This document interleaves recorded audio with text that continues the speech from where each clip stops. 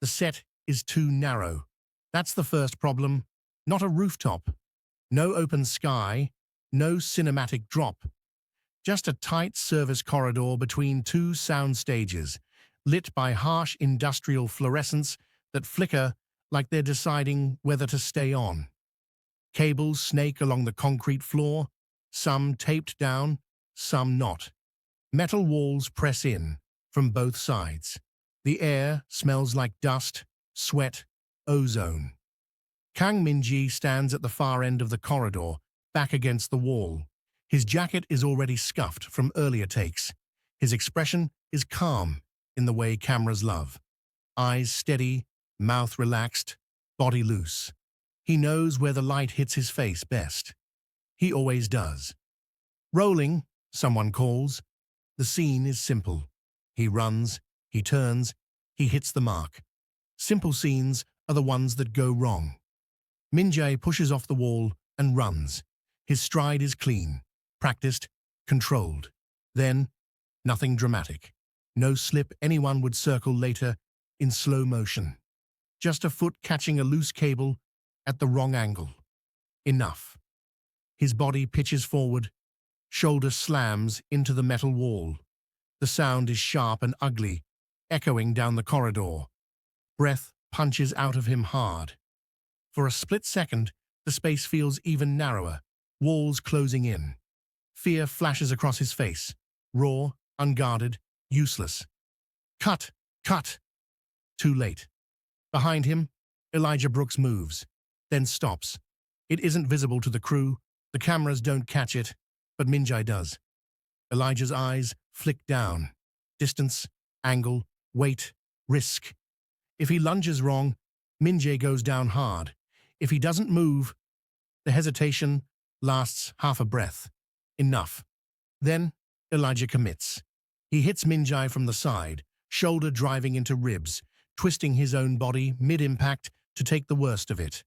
They slam together into the padded wall, crash down in a tangle of limbs and sound. The corridor goes silent.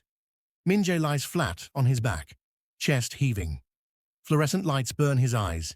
His hands shake as he presses them against the floor, like he needs to confirm it's real. A shadow leans over him. "You..." Elijah's voice is steady, but his breathing isn't. "You okay?" Min-jae swallows. His throat is dry, tight. "You..." He hesitates. "You weren't supposed to..." Elijah straightens too quickly. "Cable was loose," he says. "I adjusted." The director exhales hard, dragging a hand down his face. "Jesus, that was close." Crew members flood the corridor. Too many bodies, too much noise. "Min-jae, talk to me. You good?" "That looked bad." Hands touch him without asking. Someone fixes his collar. Someone presses water into his palm. Someone laughs, thin and nervous. "Man, you sold that fear." Cameras loved it. "Professional as hell." Min-jae nods automatically. "I'm fine." His voice sounds normal. His chest doesn't. No one looks at Elijah. He rolls his shoulder subtly, pain shooting down his arm. He swallows it. When he turns away, his jaw tightens. Not from pain, but from something closer to regret. From behind a stack of equipment cases, Zuri hasn't moved. The corridor lights carve sharp shadows across her face. Her clipboard is pressed flat against her chest like armor. She saw the stumble, the fear, the pause, that half second. She exhales slowly through her nose. Later, Min-jae's trailer glows with warm amber light, carefully placed to soften edges and hide exhaustion. It's designed to feel safe. It doesn't. Min-jae sits on the couch, elbows on his knees, staring at his hands. They won't stop shaking, just enough to notice, just enough to make him angry. He flexes his fingers, still shaking. That fear wasn't scripted. He grabs his phone, opens the camera app, switches to front-facing. The image is perfect, calm, controlled, a face that doesn't shake. He records. Min-jae, into camera, steady, all good, minor stumble. We're back on schedule. He watches it back. Too smooth. Deletes it. Records again. Same smile. Better. A knock at the door. He locks the phone fast. Too fast. Come in, he says. Zuri steps inside, closing the door behind her. The noise of the set drops away. Silence rushes in. You almost went down hard, she says. He scoffs. Almost. Almost still counts when you don't control the landing. She sets a first aid kit on the table and opens it. Your shoulder. I'm fine. You keep saying that, she replies calmly. It doesn't make it true. She reaches for his arm.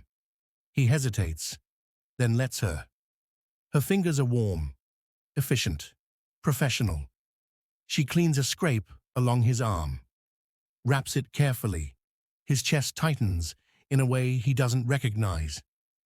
The stunt guy, Min-jae says suddenly, staring past her.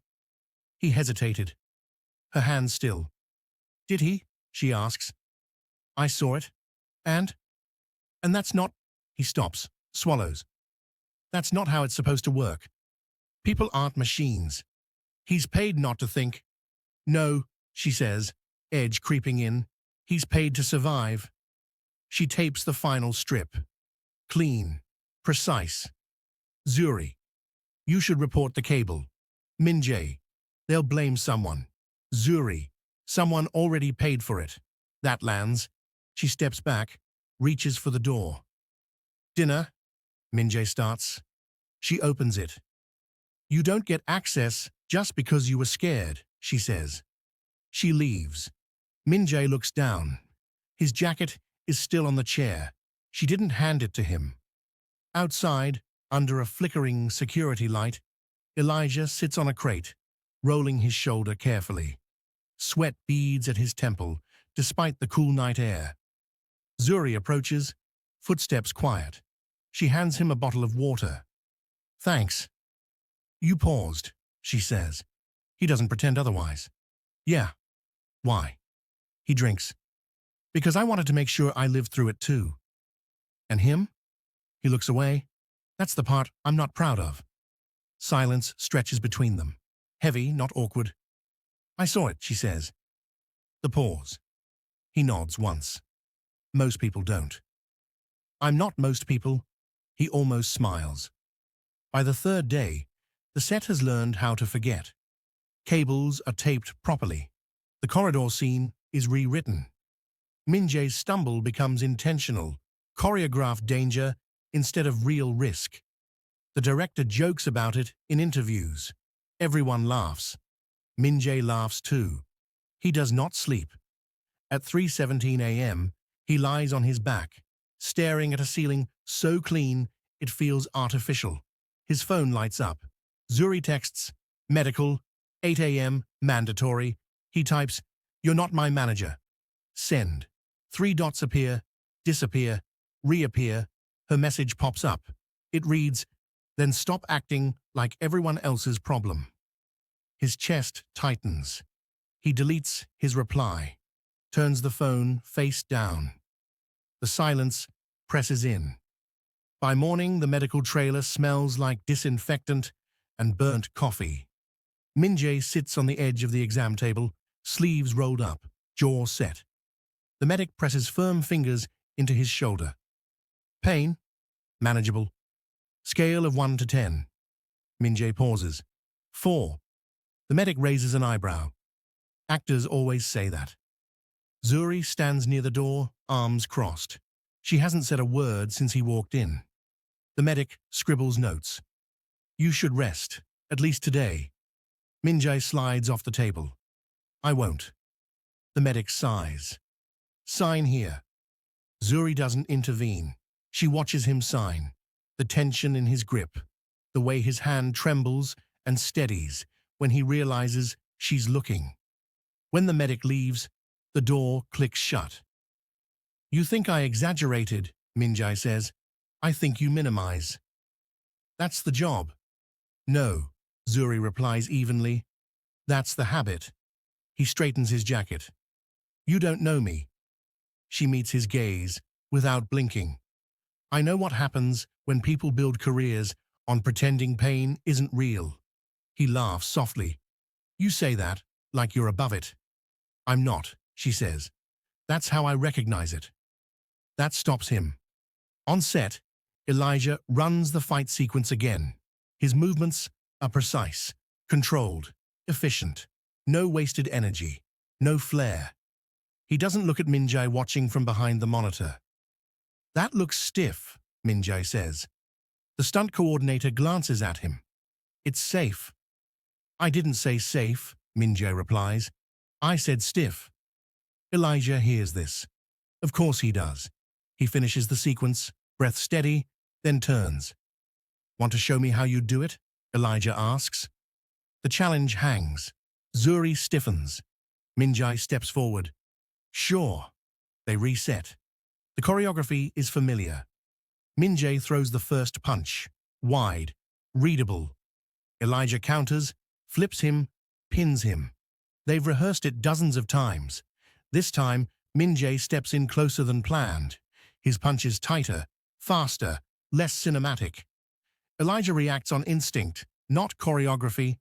He redirects, grabs Min-jae's wrist, twists. Min-jae stumbles again. The mat catches him, but the impact rattles through his bones. Cut! The coordinator snaps. What the hell was that? Min-jae sits up slowly, breath uneven. He looks at Elijah, eyes bright with something sharp. That, he says, felt real. Elijah's jaw tightens. That felt stupid. Zuri steps in before it escalates. We're done. Reset in 10. Min-jae stands, brushing dust from his clothes. He leans closer to Elijah. You hesitated again, Min-jae murmurs. You're scared. Elijah's eyes darken. No, I'm careful. There's a difference. There's a cost. Min-jae smiles. Charming. Dangerous. Not if you're replaceable. The word lands. Zuri hears it. She steps between them. You don't get to say that. It's the industry, Min-jae replies. It's a lie the industry tells to keep people quiet. And you're what? He shoots back. The conscience? I'm the one who cleans up when stars forget gravity exists. Crew members avert their eyes. Min-jae exhales slowly. Dinner, he says suddenly. To Elijah. Elijah blinks. What? You, me, food, no cameras. Zuri snaps. Absolutely not. Elijah studies Min-jae. Why? Because I want to understand, Min-jae says. Why you paused? Elijah laughs once. You think dinner buys honesty? No, Min-jae replies. It buys time. Zuri steps forward. This is inappropriate. So is risking your lead actor, Min-jae says. But here we are. Elijah glances at Zuri.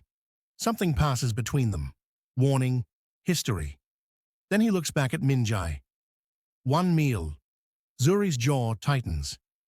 Elijah, I'm curious, he adds, what someone like him thinks understanding looks like. The restaurant is quiet, expensive, dimly lit to make people feel important. Min-jae chose it deliberately. So, Min-jae says, swirling his drink. How did you end up catching my falls? Elijah doesn't answer immediately. I didn't plan to. Of course not. I wanted to dance, Elijah says. Contemporary, ballet before that. Min-jae raises an eyebrow. That's unexpected. People say that, Elijah replies. Usually right before they decide it doesn't matter. Min-jae studies him. Why didn't you? Because I learned bodies are valuable only until they ask for care. Min-jae stiffens. You paused because you thought I'd save you, Elijah continues. Min-jae opens his mouth. And I paused because I wasn't sure you'd do the same. Silence. You're supposed to choose me, Min-jae snaps. Why? Because I'm the face, the investment. And I'm the variable, Elijah says, the expendable one. You sound bitter. You sound scared. That lands. People like you think control is safety, Elijah continues. It's not. It's just louder. Min-jae laughs, hollow. You think you know me. I think you don't know what happens when the cameras stop forgiving you. Min-jae's phone buzzes. A message from Zuri appears on his screen. Don't do this. He locks the screen without replying. What will Kang Min-jae do next? Will he answer Zuri's desperate plea, or will the tension with Elijah take a dangerous turn? And what does this mean for Zuri's heart and their complicated connection? The answers await in part 2, so don't miss it. Hit that like button, subscribe, and turn on notifications now, so you're the first to see what happens next in this epic Afro-Korean drama.